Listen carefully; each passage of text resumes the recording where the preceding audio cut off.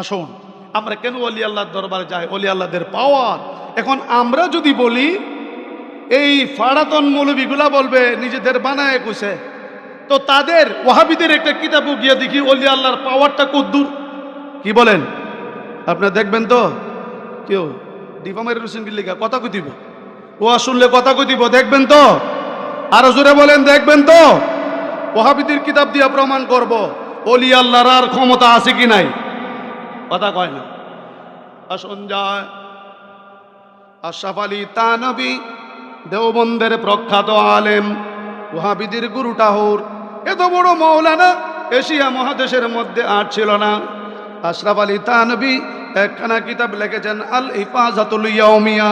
কিতাবের 435 পৃষ্ঠায় লিখতেছেন, মৌলভী শেখ মুহাম্মদ তার পীর ভাইয়ের কাছ থেকে ঘটনাটা নকল করতেছেন।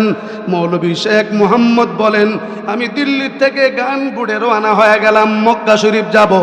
যখন জাহাজটি আরব সাগরে গিয়ে পৌঁছে গেল, একটা তুফান আরম্ভ হয়ে গেল, সাইক্লোন আরম্ভ হয়ে গেল। তুফান সাইক্লোন এমন ভাবে চলতেছে, তুফান এমন ভাবে শুরু হয়ে গেল, ডান দিকে বাতাসের চাপ, বাম দিকে বাতাসের চাপ, জাহাজ যেন পানির নিচে ডুবে যাবে। এবার সারং বলতেছেন, ও হাজিরা, তোমরা আল্লাহকে ডাকো, জাহাজ তো পানির নিচে চলে যাচ্ছে। মৌলভী শেখ মুহাম্মদ বলেন, আমি আল্লাহকে ডাকবো না, আমি তো আল্লাহর নামে মক্কায় যাওয়ার জন্য বের হয়ে গিয়েছি। আমার সাথে কাপড়ের কাপড়, আমার তো দুনিয়ার কোনো কিছুই নাই। বাড়ির থেকে শেষ বিদায় নিয়ে বের হয়েছি, মক্কা যাব, মদিনা যাব। এরপরে বাতাস তো আল্লাহই পাঠাইছে, আল্লাহ যদি মাইরা লাইতো চা, আমি আল্লাহরে ডাকবো না, আমি দেখা লই আমার প্রিয় মুর্শিদে কই। না সুবহানাল্লাহ, আল্লাহ দোকানও কইন, বলুন আল্লাহু আকবার। মৌলভী শেখ মুহাম্মদ বলেন, আমি চোখ বন্ধ করে ডাক মারলাম, সাইয়্যিদি মুর্শিদি। আমি আমার মুর্শিদকে যখন ডাক মারলাম, মৌলভী শেখ মুহাম্মদ বলেন, আমার দুইটা চোখ ছিল কাশফে আইনি। সুবহানাল্লাহ কয় না? আমি চোখ চাইলে যাহা দেখি, চোখ বুঝলে তাহাই দেখি। মৌলভী শেখ মুহাম্মদ বলেন, আমি দেখি, আমি যখন আমার পীরকে ডাক মারলাম, সাইয়্যিদি ইয়া মুর্শিদি, এই বলে যখন ডাক দিলাম, আমি দেখতেছি আমার পীর হাজী আমদাদুল্লাহ মুহাজিরে মক্কি, উনি আসলেন, আয়সা পানির মধ্যে আরব সাগরে শুয়ে গেলেন। শুইয়া জাহাজটাকে এমনি ভাবে ওনার পিঠের উপরে তুলে ধরেছেন। আল্লাহু আকবার বলুন। বাতাসে চাপ দেই নিচের দিকে, হুজুরে পিঠ দিয়া তুল্লা ধরে উপরের দিকে, বাতাসে চাপ দেই নিচের দিকে, হুজুরে উপরের দিকে উঠাইয়া ধরে। আপনারা বলুন, বাতাস পাঠাইছে কে? আরো আসতে কোন কে? হুজুরে ক্ষমতা দিছে কে? কার বেটা তো এটা ওই। সুবহানাল্লাহ কয় না রে?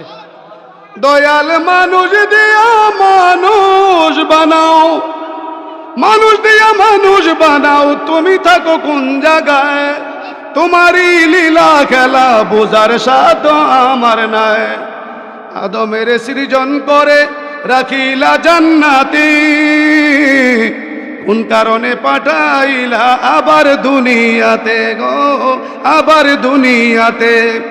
তার ভিতরে আছো তুমি গো, তার ভিতরে আছো তুমি, কেবা তোমার দেখা পায়? তোমারই লীলা খেলা বুঝার সাধ্য আমার নাই। আদমের সুরতে যদি তোমার সুরত হয়, তুমি বাঁচাও তুমি মারো, আমার কিসের ভয় গো, আমার কিসের ভয়? মরণ কালে দিও দেখা গো, মরণ কালে দিও দেখা, সেজদা দিব তোমার পায়ে। সুবহানাল্লাহ কোন? মৌলভী শেখ মুহাম্মদ বলেন, আমি দেরি করলাম না, আমি দেখতেছি হুজুর আর বাতাসের মধ্যে লড়াই। এরই মধ্যে আমি হঠাৎ করে স্তব্ধ হয়ে গেলাম, জাহাজ বাতাস বন্ধ হয়ে গেল, জাহাজ উপরে উঠে গেল। এবার শাহরং বলতেছেন, না জানি কোন পীর পয়গম্বরের উসিলায় আল্লাহ এই মুহূর্তে কঠিন বিপদ থেকে আমাদেরকে রক্ষা করেছে। বলতে না বলতেই মৌলভী শেখ মোহাম্মদ বলেন, এটা তো আমি এনে জানি জাহাজ কেমনে রক্ষা পাইছে। সুবহানাল্লাহ কয় না? হায় হায়, অবাক হয়ে গেলেন। আমি এনে জানি। উনি চক্ষু খুললেন, ডায়েরি বাহির করলেন, এত তারিখ এতটার সময় এমক দিন। ডায়েরি বাহির করে মক্কায় গেলেন। জাহাজ জেদ্দায় পৌঁছে গেল। মক্কায় গেলেন, মক্কা থেকে মদিনায় গিয়ে আমার নবীকে সালাম দিলেন। আজকের এই দরবারের আশিকেরা যারা যে এখান থেকে এসেছেন, একটা কথা মনে রাখতে হবে, আজকে যদিও আপনাদের পীর ও মুর্শিদ দুনিয়ায় নাই, উনি চলে গেছেন আমার মাবুদের ডাকে। আব্দুল আজিজ আল কাদরি নগফি রহমতুল্লাহ আলাইহির সুযোগ্য সাহেব। সুবহানাল্লাহ কয় না?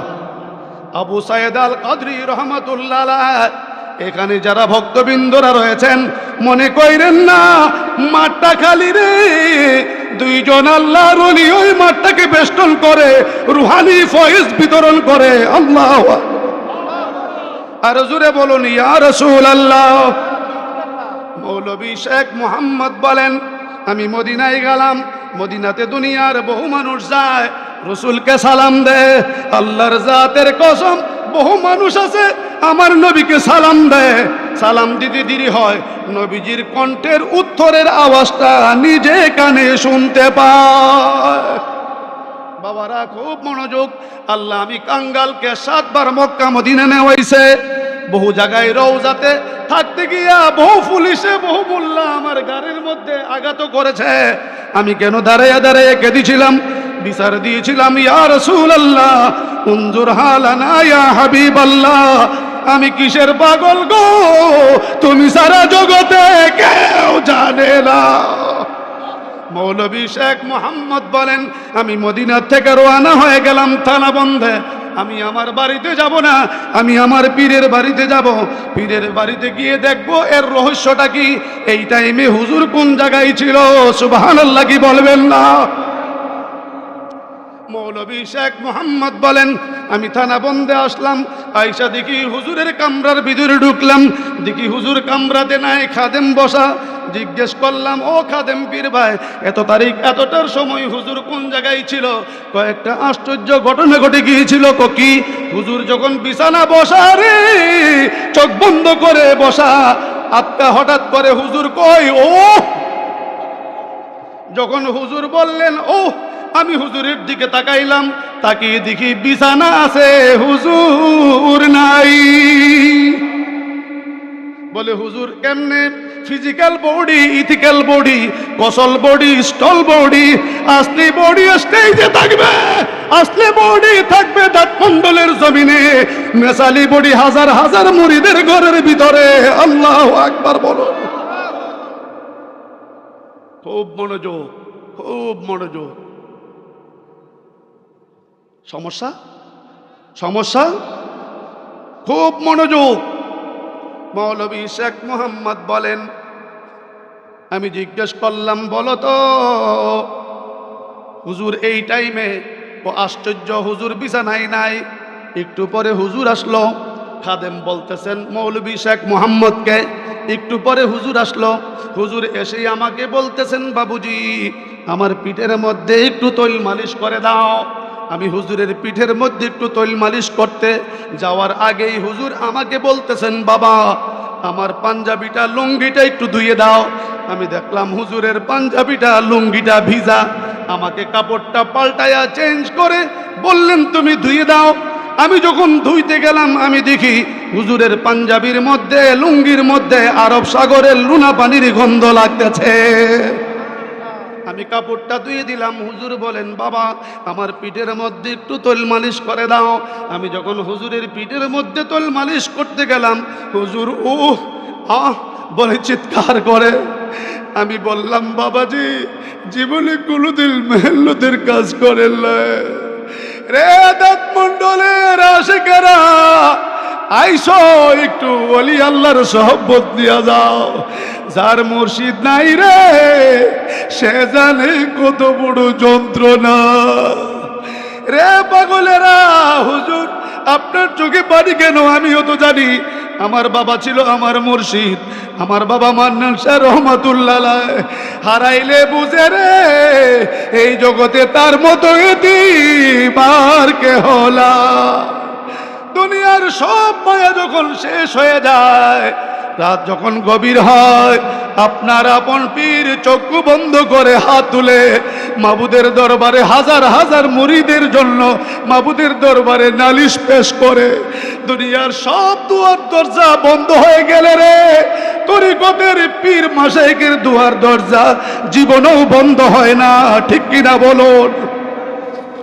মৌলভী শেখ মোহাম্মদ, সুবহানাল্লাহ কইতেন না, মৌলভী শেখ মোহাম্মদ বলেন, আমি লিখতেছিলাম কিতাবের মধ্যে, খাদেম বলতেছেন আমি যখন পিঠের মধ্যে তুল মালিশ করতে গেলাম, হুজুর বলে চিৎকার করলেন। আমি বললাম বাবুজি জীবনে কোনোদিন মেহনতের কাজ করেন নাই, জীবনে কোনোদিন পরিশ্রমের কাজ করেন নাই, আপনার পিঠের চামড়া কি করে উঠে গেল? হুজুর কিছুই বলে না, চোখ দিয়ে শুধু পানি ছাড়ে।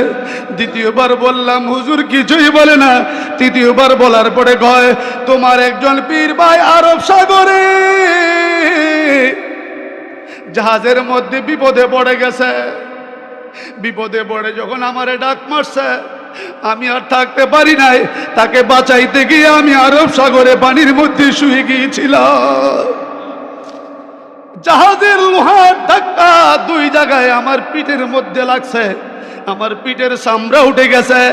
আমি জিজ্ঞেস করতে চাই হাজী এমদাদুল্লাহ মুহাজির মক্কি যদি এই জায়গায় বসে 2500 মাইল দূর থেকে তার মুরিদকে বাঁচাইতে পারে, ও দরবারের আশিকেরা এই বিশ্বাস আছে কিনা? যেখানেই পড়ে খাঁটি মনে তুমি তোমার মুর্শিদকে ডাক দাও, ডাক দিতে দেরি হবে, কোনো না কোনো ভাবে ফিজিক্যাল বডি থেকে ইথিক্যাল বডি সাজিয়া ডাইরেক্টলি মুরিদের দরবারে হাজির হইয়া যায়।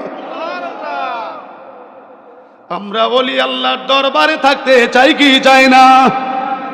চাইলে ওলি আল্লাহর দরবারে থাকলে লাভ না লোকসান? এখন প্রশ্ন, এটা তো ওয়াহাবিদের কিতাব, আশরাফ আলী তানভী তা লিখেছেন মৌলভী শেখ মুহাম্মদের কাছ থেকে। এতে বোঝা গেল একটা কথাই বোঝা যায়, যদি হাজী এমদাদুল্লাহ মুহাজির মক্কি হাজার হাজার ভক্তের সামনে গিয়ে হাজির হতে পারে, যুগে যুগে কালে কালে কিয়ামত পর্যন্ত প্রত্যেকটি আল্লাহর ওলিরা বেলায়েতের ক্ষমতা দ্বারা তার মুরিদের ঘরের ভিতরে হাজির হয়ে যায়। হুজুর বলে আরেকটু আসিনি জানতে চায়, আসুন যাই আল্লামা বাকি বিল্লাহ রহমাতুল্লাহ আলাইহ এই জগতে কেরামত অস্বীকার করার মতো নয়, আকাইদে নাসবির মধ্যে লিখেছেন কেরামতুল আউলিয়াই হাক্কুন, ওলিদের কেরামত সত্য, মান ইনকারা কেরামতুল আউলিয়া ফাকাদ আনকারা মুজিজাতুল আম্বিয়া। যারা ওলিদের কেরামতকে অস্বীকার করবে তারা যেন মূলত নবীদের মুজিজাকেই অস্বীকার করলো। আমরা ওলিদের লাগাম ধরে থাকতে চাই কি চাই না? আসুন যা আল্লামা বাকি বিল্লাহ ঘরের ভিতরে 5 জন মেহমান আসছে, হুজুরের ঘরের ভিতরে খানা নাই। আরে আমি দেখেছি আজকের এই মাহফিলের যার স্মরণে মাহফিল, আবু সাইদ আল কাদরি রহমাতুল্লাহ আলাইহ হুজুর একটা টিনের ঘরের মধ্যে জীবন যাপন করেছেন। আমি ওনাকে দেখলে আমার আব্বা হুজুরকে মানে চেহারাটা আমি কি বলবো, আমি আয়সাই বলেছি, ভাষায় প্রকাশ করার মতো নয়। ওনারা ইচ্ছা করলে যদি মুরিদকে বলতো বিল্ডিং সুন্দর করে সাজিয়ে দিত, আছে না? কথা কয় না, আছে না? এরকম মুরিদ আছে কি নাই? বাঙ্গা ঘরের ভিতরে রিয়াজত করেছে, মাঝে মধ্যে পাগলামি করেছে, মাঝে মধ্যে সংসারও করেছে, সালেকে মজজুফ, সুবহানাল্লাহ বলবেন না? এমনি ভাবে একটা ভাঙ্গা ঘরের ভিতরে আল্লামা বাকি বিল্লাহ। এখন প্রশ্ন হলো হুজুর তারা কেন, তাহলে এত যদি ক্ষমতা থাকে তারা কেন শুধু মুরিদের দিকে ছায়া থাকে না? মুরিদের দিকে ছায়া থাকে না, এটা আপনার দায়িত্ব, আপনার কর্তব্য। দরবারের খেদমত যদি রহমত পাইতে চান, কেন উনি যদি ডাইরেক্টলি আমার মাবুদকে নিজের জন্য বলে হাজার হাজার লক্ষ লক্ষ মুরিদের জন্য নালিশ দিতে পারবে না? আমার নবী নিজের জন্য বলে নাই, উম্মতের জন্য বলেছে। ওলি আল্লাহরা খাঁটি ওলি আল্লাহ যারা, তারা নিজের জন্য বলে না, মুরিদের জন্য মাবুদের দরবারে কানেকশন লাগায়। আর আমরা দেশে এখন বলি বাবা বাবা, অলি কারে কয়? চেয়ারটা ৬০ জন বইতাম মুড়ি যায় কত হ, আমরা আব্বার অবস্থাটা দহ, আব্বা কারে কহ কথা কয় না। আমরা তো সেই মন মগায় লাগাল পাইছে, যদি দেখে যে 2 লাখ টাকা খাটটার দাম, চেয়ারটার দাম 1.5 লাখ টাকা, কয় বাজান যারে কয়, বাজান কারে কয় গিয়া দেখ। অলি আল্লাহরে কি এত শান শকত চায়? বলে না, বলে না। এই মিয়ারা, খাঁটি অলি আল্লাহরে কি শান শকত? কেন? এটা খাঁটি অলি আল্লাহদের লক্ষণ নয়।